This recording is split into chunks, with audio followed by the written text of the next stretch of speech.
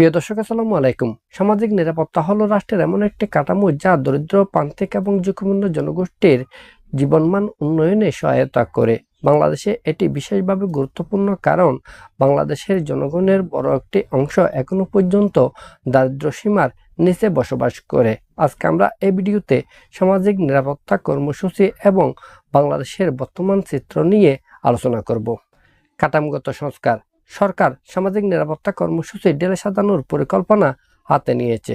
বর্তমানে 140টি নিরাপত্তা কর্মসূচি থেকে কমিয়ে 100টির নিচে নামিয়ে আনা হবে বলে ঘোষণা দেওয়া হয়েছে।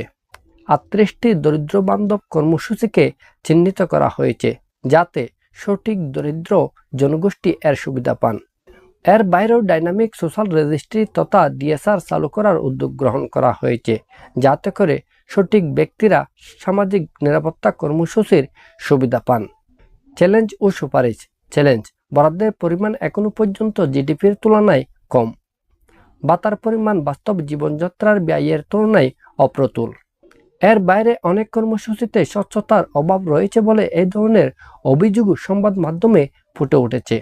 সুপারিশ: বরাদ্দ বাড়ানো এবং সামাজিক নিরাপত্তা কর্মসূচির সাথে যারা জড়িত তাদের যদি আরও প্রশিক্ষিত করা যায়, দক্ষ হিসেবে গড়ে তোলা যায়, তাহলে এর থেকে প্রকৃত ব্যক্তিরা সুবিধা পাবেন বলে মনে করা হয়। আর ডিজিটাল রেজিস্ট্রি এবং তথ্যভিত্তিক উপকারভোগী নির্বাচন করার সময় স্বচ্ছতা নিশ্চিত করা গেলে প্রকৃত ব্যক্তিরা আরও বেশি পরিমাণে সুবিধা পাবেন। সেই সাথে স্থানীয় পর্যায়ে নজরদারি এবং মূল্যায়ন ব্যবস্থা জোরদার করা গেলে প্রকৃত ব্যক্তিরা আরও বেশি সুবিধা পাবেন।